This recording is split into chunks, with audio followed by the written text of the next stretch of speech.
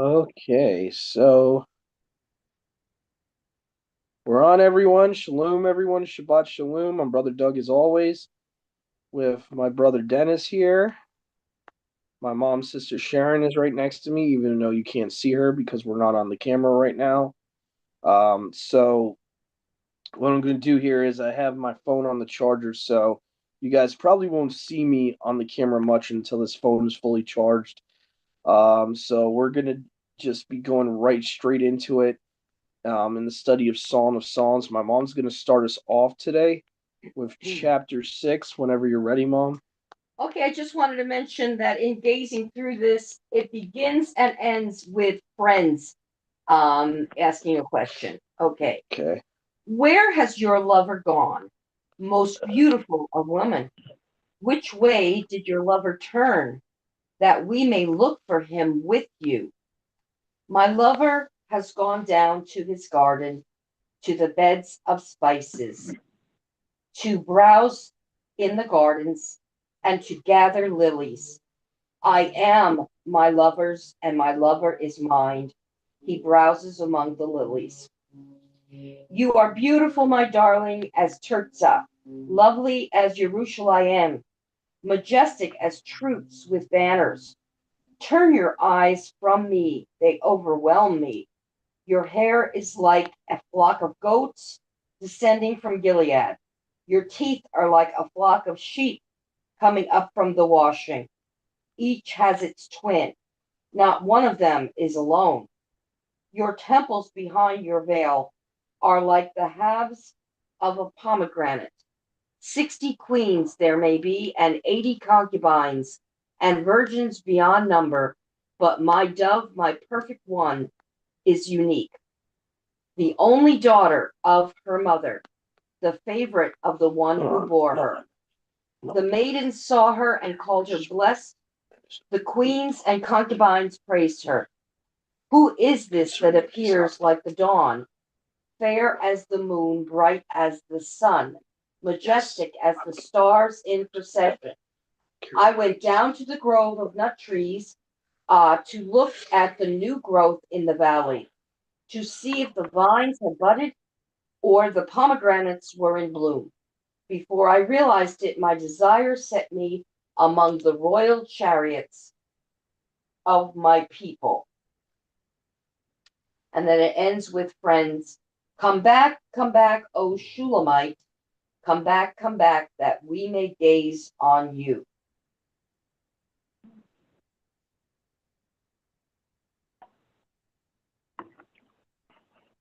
Yeah, there's certain language here that you see is pointing to Yahusha, verse 9 or verse 8, depending on your version, will say, my dove, my perfect one. This is obviously talking about Yahusha as the dove. In Song of Songs 6, verse 8. Was it 8 in yours or 9? Mine is 9. 9. Okay, so we both have 9. Okay. So Song of Songs 6, verse 9 is where we're at here. Shabbat Shalom, Marissa. Shabbat shalom, brother. Shabbat shalom. Hey. Shabbat shalom, sis.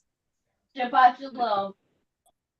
So we are at Song of Songs 6, my mom just read. Verse 9, I was mentioning that it seems very obvious it's pointing out the dove, and it says, my perfect one. Now, what's interesting, though, is not talking about the man, it's talking about the woman. So maybe it's talking about Yahusha's bride, possibly. My dove, my perfect one, is one. She is the only one of her mother. She is the choice of her that bore her. The daughters saw her, and the queens will pronounce her Baruch, yea, and the concubines, and they will praise her. So it's similar to like the Proverbs 31 woman. There's like a lot of parallels you can draw there. Let me see here. Pomegranate has blossomed. There will I give you my breasts. My soul knew it not. It made me as the chariots of Aminadab. Return, O Sunamite or Shulamite. Return, we will look at you. What will you see in Sunamite? She comes as bands of armies. See, I don't know the much about Shulamites and stuff like that, so that I might have to look that up. That might be symbolic of Yeah, something. it's definitely symbolic, because she's obviously not a Shulamite. But it's got to be something metaphoric, because I think the Shulamites were not even Israelites, so that wouldn't even make any sense to call Elamite for it to be literal. Because all this is like allegorical language through the whole chapter. It's all metaphorical, saying that her hair is like um, a flock of sheep. I mean, all of it's metaphorical. Mm. So, Dark skinned female figure. Yeah. It's not saying a whole yeah. lot. From Shulam. I don't know where Shulam is. Yeah, I'm gonna have to look that up after Shabbat. What's up with the Shulamites and Shulam? What was she, Somalian or something? I don't think so. There's something in the last verse there that's he's trying to allegorize something about about Shulam or the Shulamites. We will like he's using that as a title for her, for his wife, or his Territory of Issachar. yeah, The village of Shulam. Issachar. Okay, so it is Israelite. Okay, so yeah, so Issachar would be one of the 12 tribes. So it's the territory of Issachar. North of Mount Gilboa. Yeah, so he could be directly calling her a Shulamite, or it could be Hmm. metaphorical. So it could go both ways. But it seems like it's being used as a metaphor or allegory of some kind. That's why I want to look more into it. What the Shulamites, like, what were they? Were they righteous people, wicked people? You know, what was going on with that? Why he's comparing her?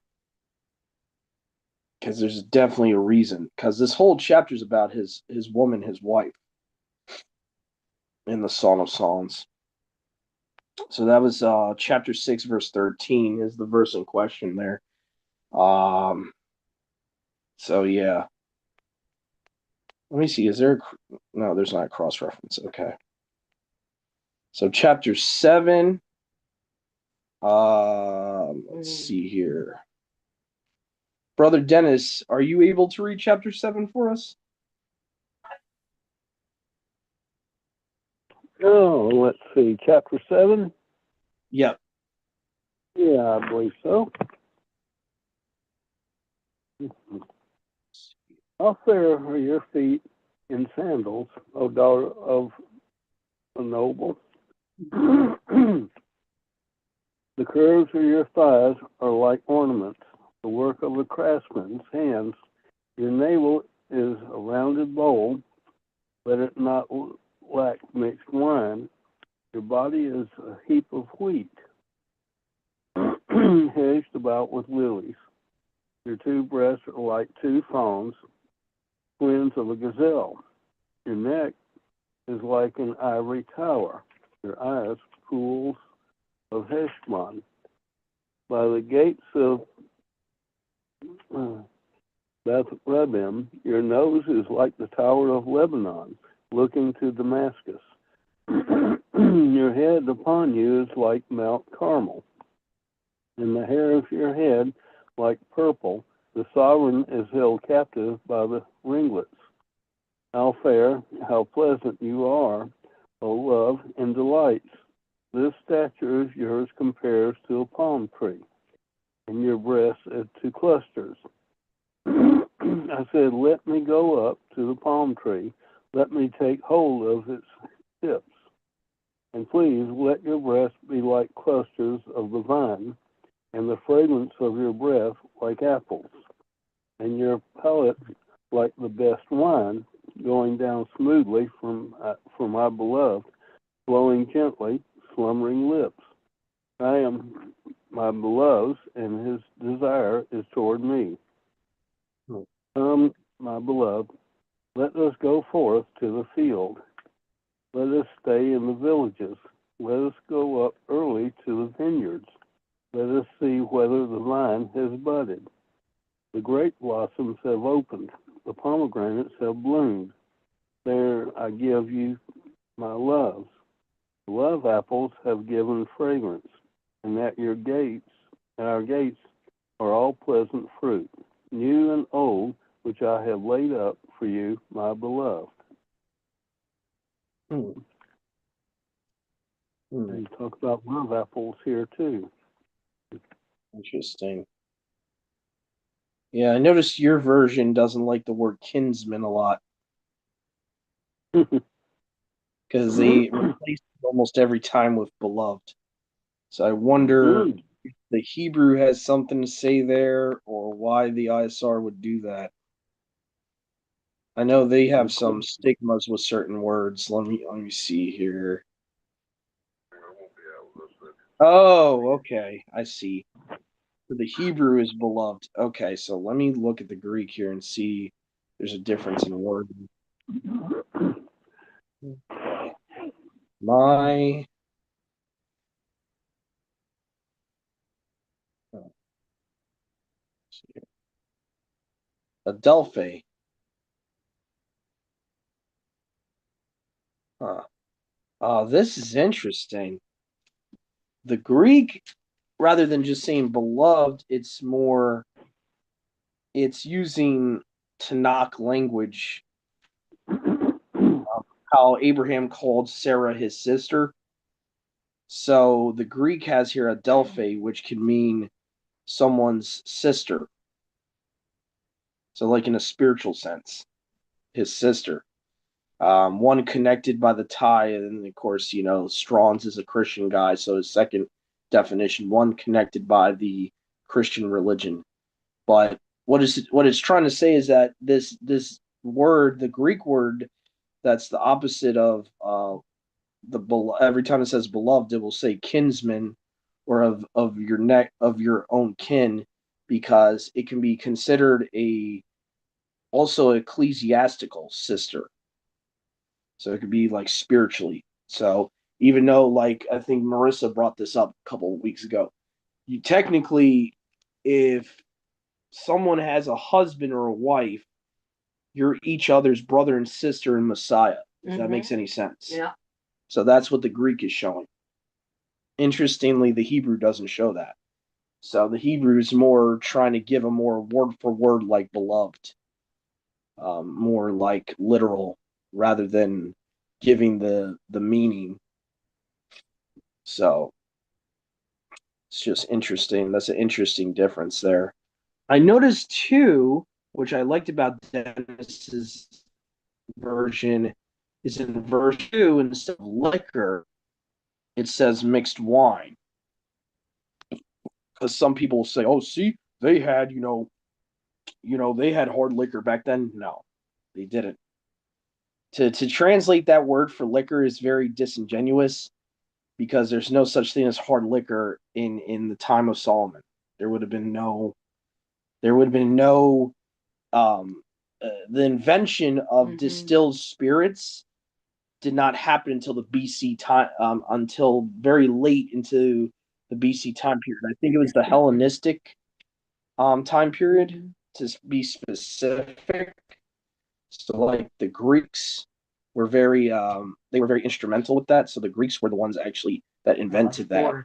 So 4 BC. yeah, well, 400. I think it was more like 400 BC. Okay. Yeah, because Alexander and all of them would have had liquor. So Right. there, it would have been like 400, 500. If I was to look at it right now, even up just for the heck of it, when was hard liquor created? You hard, or we'll just say distilled spirits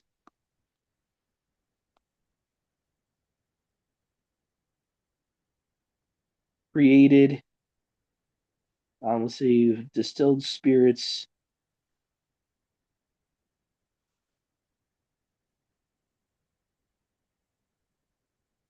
origin, and just find out when exactly they actually invented this. Because distillation for liquor is very modern.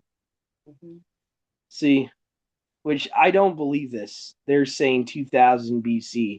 I don't believe that. I don't buy that. they're claiming that that's the earliest, but it's not saying for liquor. It's saying 2000 BC, though evidence also points to ancient alchemists in Egypt. Okay, but they're talking about creating balms and essences, not liquor. The earliest known use of distillation for alcoholic beverages is often attributed to ancient alchemists in Alexandria. Yeah, so that would have been the Alexandrian Empire in Egypt. So Alexander the Great and all that.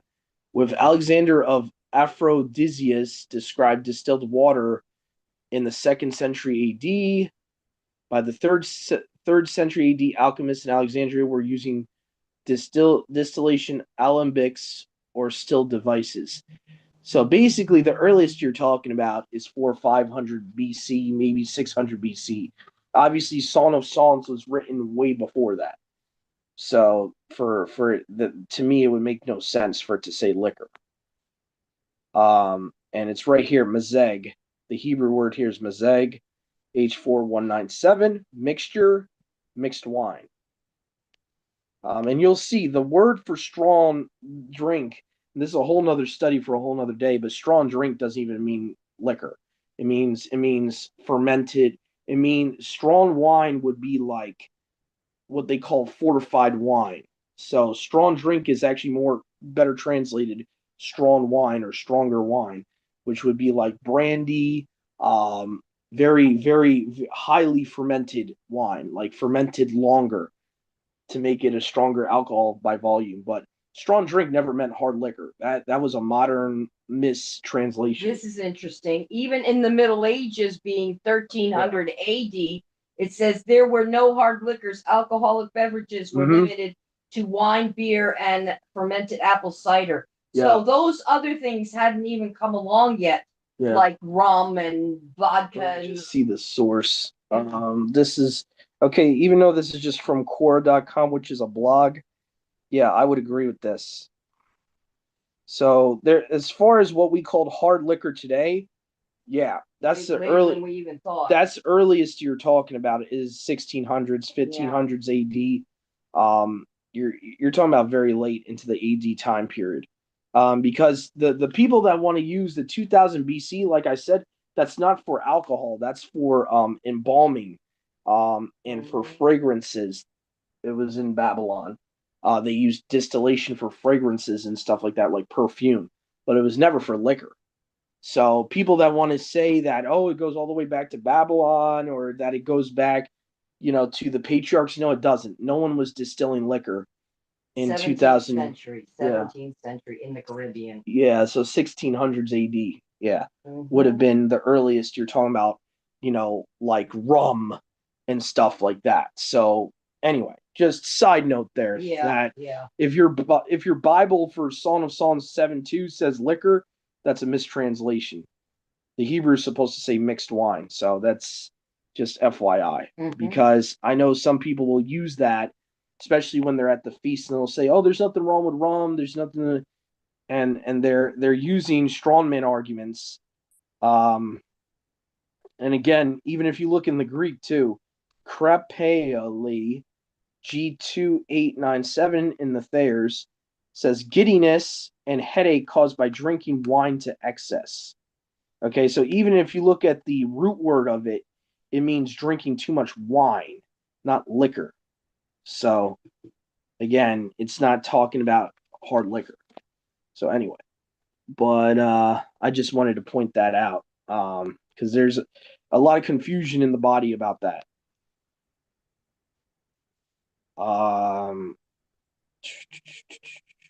Damascus. So it talks about Damascus in this chapter. The curls of your hair like scarlet. I think there's something about scarlet that is like a love color. If I remember looking this up, most cultures understand red is like a passion. It's like passion, or red can also resemble, battle or war sometimes. So in this context is, representing passion, obviously. This is why your greatness and your delights, you have made a palm tree. you were made like a palm tree and your breast to cluster. This is why I say you got to be very as a believer to read this type of book, you got to be very what is it called? You can't be immature Yeah.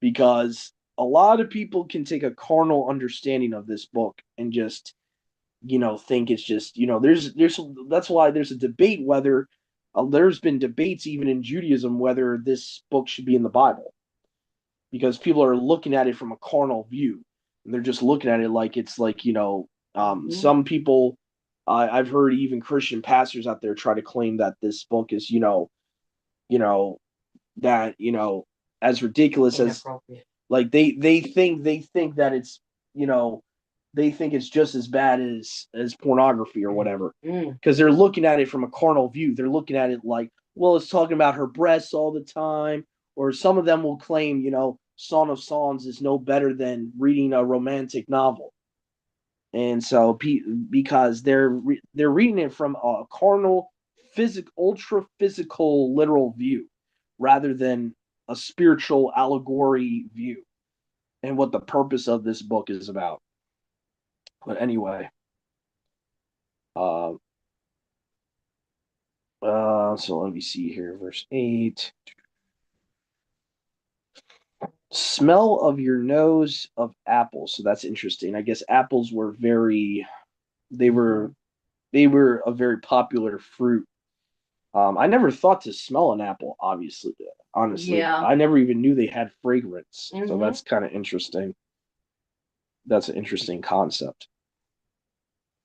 Your throat as good wine, going well with my kinsman. So you see the concept of tube wine back then, and what we call like differences between bad wines and really good tasting wines versus horrible wines was even way back then.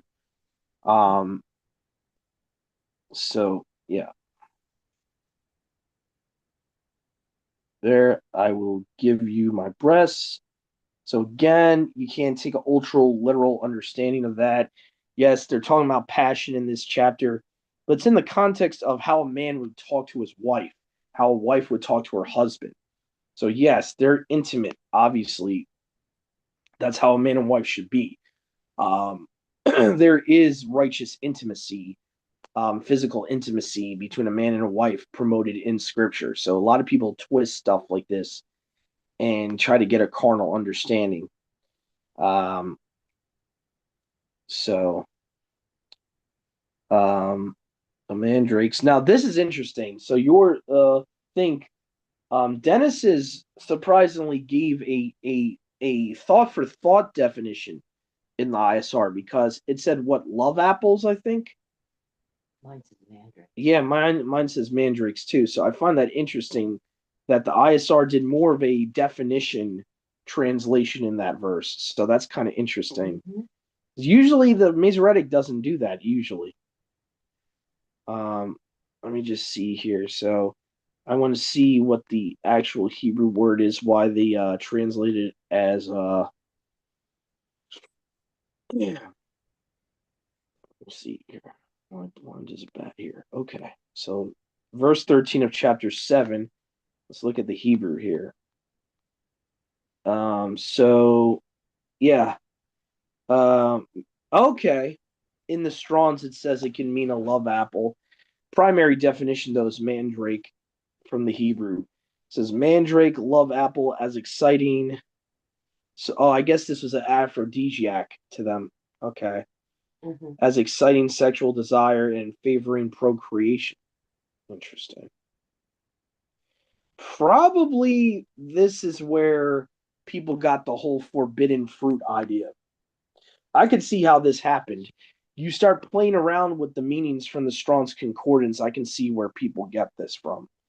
So they probably took the meaning of mandrakes a little too literal, and that's why people are like, you got some people out there that want to say the original sin is sex or whatever, and that the forbidden fruit would have given them a sexual desire or whatever.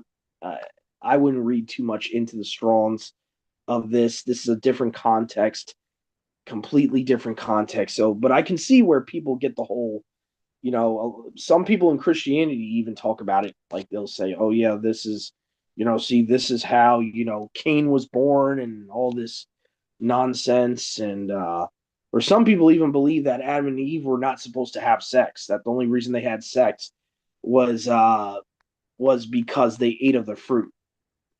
There's certain, I forget which denominations, if it's Anglican or which denominations believe that. Let me just look that up real quick. Which Protestant denominations, and I actually believe this actually came from the Gnostics to begin with, by the way, this doctrine that sex was the original sin and all that. Let's see, believes intercourse is the original sin. I'm just curious to see which denominations actually believe this.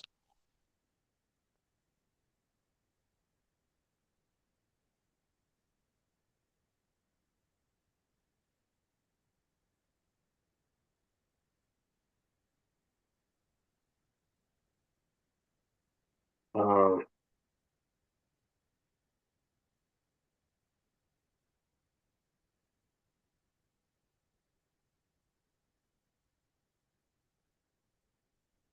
okay, they're not giving me much. They're completely giving me links to something else that I'm not even trying to search about right now. So, yeah.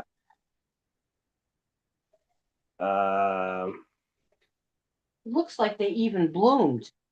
They have blooms. They have berries. These mandrakes.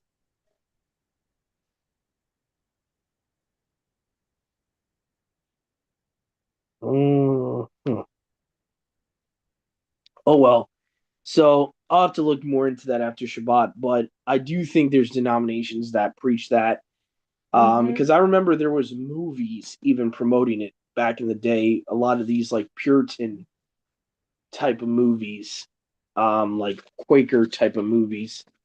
So I do. That's a common misunderstanding that some people have about original sin and all that, and you know, they think that's basically that they weren't supposed to have sex until the fall happened, yada yada yada, and I guess people get that idea by misunderstanding what Yahuwah meant by saying to Eve, "Your desire shall be for your husband, and he will rule over you."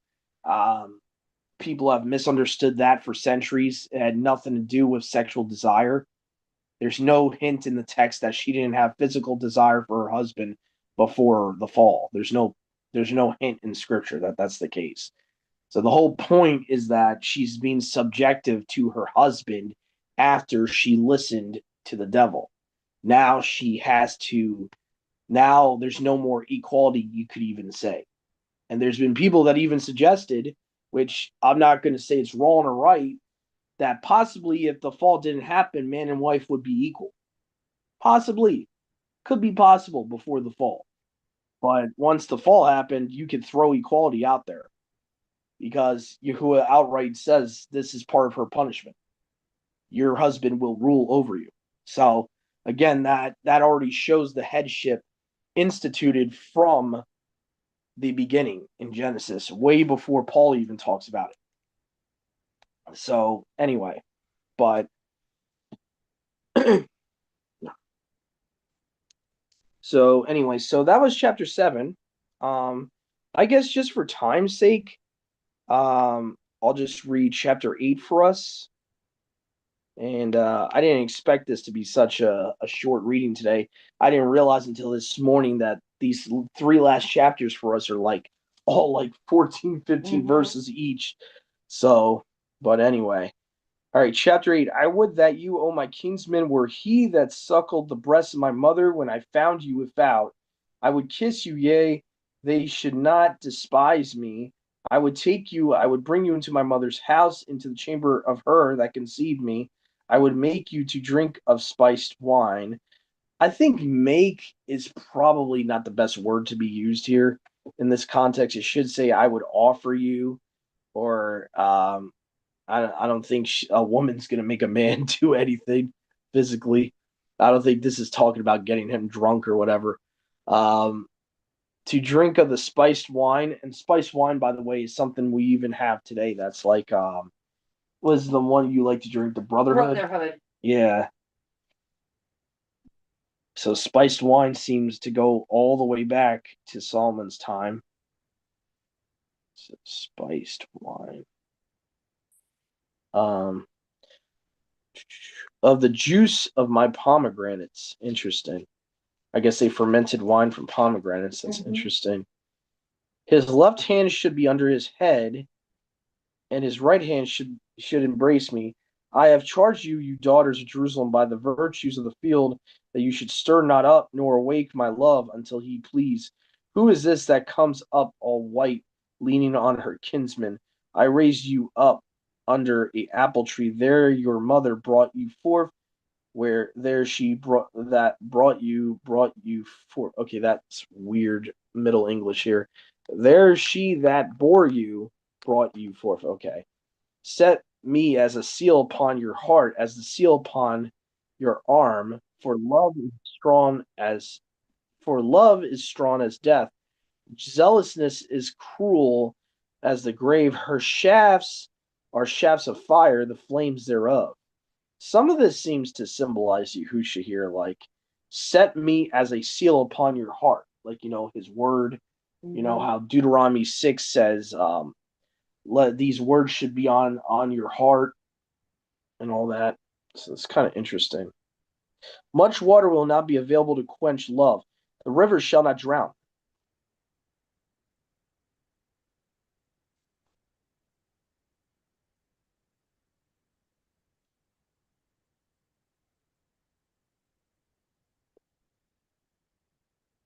Our sister, no, no.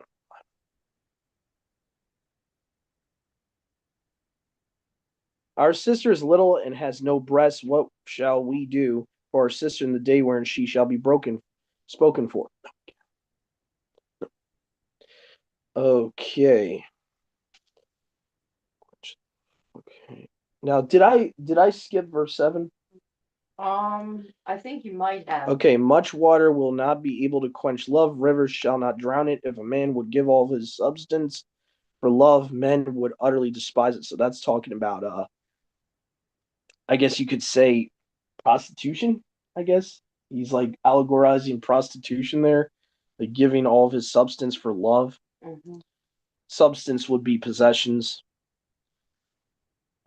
Okay, so I did verse 8. If she is a wall, let us build upon her silver bulwarks, and if she is a door, let us carve for her cedar panels. I am a wall, my breasts are as towers, I was in their eyes as one that found peace. Solomon had a vineyard in Baal Ammon. He led his vineyard to keepers. Everyone was to bring for its fruit 1,000 pieces of silver. My vineyard, even mine, is before me. Solomon shall have 1,000, they that keep its fruit 200. You know what this reminds me of? It reminds me of that parable where Yahusha, he tells all his servants of the vineyard to, like, too much is given, much is expected. Yeah. Kind of reminds me a little bit of it. So even mine, they that keep its fruit 200. You that dwell in the gardens, the companions hearken to your voice. Make me hear. Away, my kinsmen, and be like a doe or a fawn on the mountains of spices. So something about, I noticed deers are used a lot. Yeah, gazelles. Yeah. In the language of this book. That's kind of interesting. That's pretty.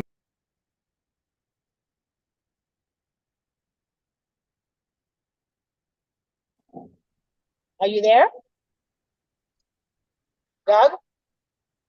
Hello?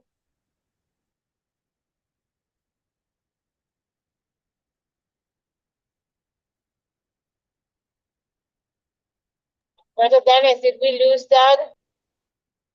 Yeah, I don't hear him either. I don't know what's going on. Oh, I'm back. I Yep. think I might have. I think I'm losing data here. So, Mom, where's your phone? This one's That's your it. phone? Mhm. Okay. So what I'm going to do is I'm going to switch the hotspots that we're using. Just hold on a second, guys. That probably happened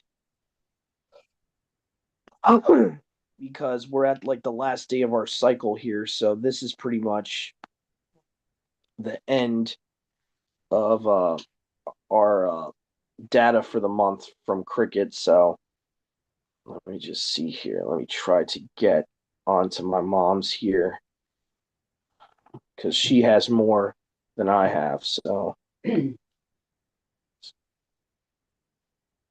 just putting in her password right now. Um,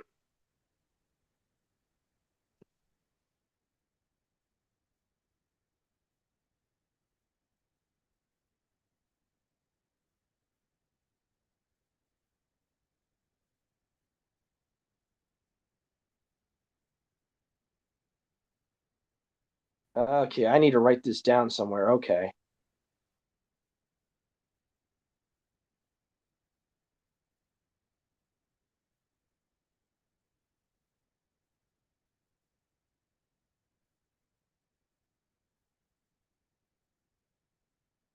Hers. I'll shut my um, hotspot off.